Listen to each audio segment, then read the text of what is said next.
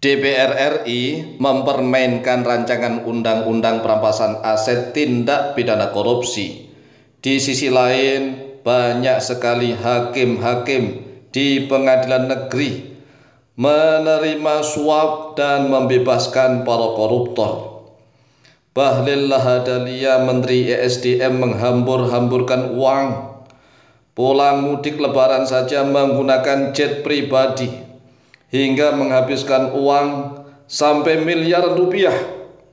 Di sisi lain juga Sri Mulyani dan Luhut tidak bisa diandalkan untuk mengatasi kesulitan perekonomian Indonesia.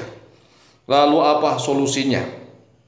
Solusinya adalah seluruh rakyat Indonesia harus revolusi bersama-sama.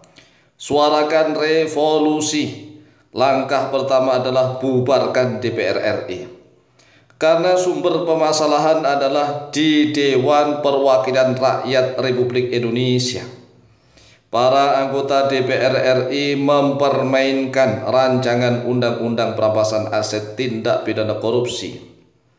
RUU perampasan aset tindak pidana korupsi itu berkali-kali dimasukkan oleh para anggota DPR RI ke dalam program legislasi nasional, bahkan masuk ke dalam prolegnas prioritas. Namun sampai akhir masa jabatan, para anggota DPR RI itu tidak menyentuh RUU perampasan aset tindak pidana korupsi. Ini jelas sekali para anggota DPR RI itu hanya mempermainkan saja. Pura-pura memasukkan RUU perampasan aset tindak pidana korupsi ke dalam prolegnas prioritas. Namun sampai akhir masa jabatan tidak disentuhnya, apalagi dibahasnya, apalagi disahkannya. Negara ini seolah-olah dipermainkan oleh oknum-oknum yang tidak bertanggung jawab.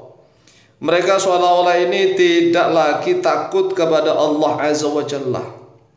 Padahal Pancasila, sila pertama adalah ketuhanan yang Maha Esa.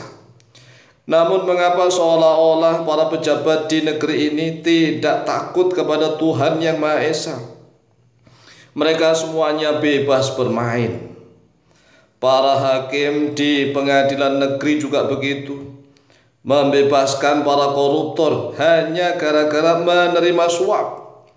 Nah, kalau para hakim di peradilan ini memperjualbelikan hukum, para koruptor bisa melenggang bebas. Para hakimnya mampu dibeli sehingga hukum keadilan diperjualbelikan di Indonesia.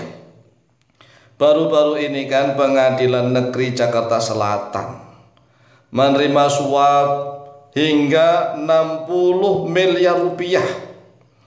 Kemudian membebaskan koruptor ekspor bahan baku minyak goreng. Sebelum-sebelumnya masih ingat Pengadilan Negeri Surabaya, kasus Ronald Tanur. Juga begitu, ini pengadilan negeri di beberapa wilayah di Indonesia. Masya Allah, bisa digedor, bisa dibobol gara-gara suap. Dari suap, para koruptor, para bajingan ini mampu menguasai Indonesia. Maka sekali lagi solusi yang kita tawarkan pertama kali kepada Presiden Republik Indonesia Bapak Prabowo Subianto adalah bubarkan DPR RI. Kami sebagai salah satu rakyat Indonesia sangat bisa merasakan keresahan hati Pak Prabowo Subianto sebagai Presiden Republik Indonesia, karena beliau ini dari gelagatnya dan ucapannya, tindakannya benar-benar ingin mensejahterakan kehidupan seluruh rakyat Indonesia.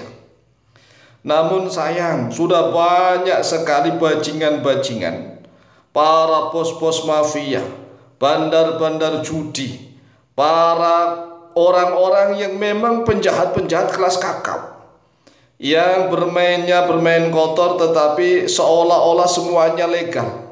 Padahal permainan-permainan yang ilegal tapi seolah-olah menjadi ilegal, menjadi legal, legalitasnya ada. Mengapa? Karena mereka semua itu bermain dengan para pejabat-pejabat di dalam Negara Kesatuan Republik Indonesia. sehingga bisnis-bisnis yang sebenarnya ilegal seolah-olah menjadi legal, sehingga seluruh kehidupan dalam berbangsa bernegara ini menjadi carut marut. Cobalah direnungkan nih, kita sebagai salah satu rakyat Indonesia benar-benar bisa merasakan keresahan hati dari Pak Prabowo Subianto sebagai Presiden Republik Indonesia yang benar-benar beliau ingin mensejahterakan seluruh rakyat. Oleh sebab itulah saat ini sudah tidak waktunya lagi kita menyalahkan Presiden. Lalu bagaimana dengan Wakil Presidennya? Wakil Presidennya kan janji-janji akan menyediakan lapangan pekerjaan hingga jutaan lapangan pekerjaan. Namun kenyataannya ini kan banyak terjadi PHK di mana-mana. Lalu kemana Wakil Presiden? Banyak sekali orang yang mempertanyakan, lari kemana Wakil Presiden tatkala terjadi PHK di mana-mana? Oleh sebab itulah sekali lagi, wahai saudaraku sebangsa setanah air Indonesia, kita sebagai rakyat Indonesia tidak boleh apatis. Sekali lagi, tidak boleh apatis terhadap kondisi bangsa dan negara kita. Apakah ini tidak ngaji? Ini ngaji. Kalau di dalam Islam itu babnya lengkap sekali. Bukan hanya bab ubudiyah tentang ibadah saja, tetapi ada bab muamalah, ada bab tijarah, ada bab buyu', ada bab al-aqdiyah, ada al-ahkam as-sultaniyah, hukum-hukum pemerintahan, ada siasah politik. Sehingga kalau di dalam Islam itu Masya Allah sungguh luar biasa lengkap sekali. Nah, namun sayang rakyat Indonesia itu masih belum paham. Dikira para ustadz, para kiai itu hanya ngertinya bab sholat, bab toharo, bab zakat, puasa, hanya ubudiyah. Padahal Islam selama berabad-abad menguasai peradaban dunia. Islam menguasai peradaban dunia ini dengan berbagai macam ilmu pengetahuan di Islam.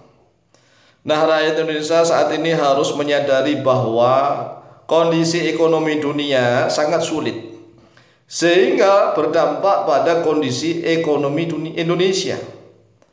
Banyak PHK di mana-mana, menambah jumlah pengangguran semakin banyak, korupsi besar-besaran merajalela hingga ribuan triliun rupiah. Namun DPR RI tidak berani mengesahkan rancangan undang-undang perampasan aset tindak pidana korupsi. Menteri ESDM hambur-hamburkan uang, mudik lebaran saja pakai jet pribadi. Kemudian pengadilan negeri Jaksel disuap 60 miliar membebaskan koruptor ekspor bahan baku minyak goreng. Ini permasalahan-permasalahan yang sangat kompleks di Indonesia, dan kita sebagai rakyat minimal harus optimis dan selalu berdoa kepada Allah Jalla Jalaluhu untuk terbaik bagi Indonesia. Demikian, semoga manfaat. Wallahu ta'ala a'lamu bishawab.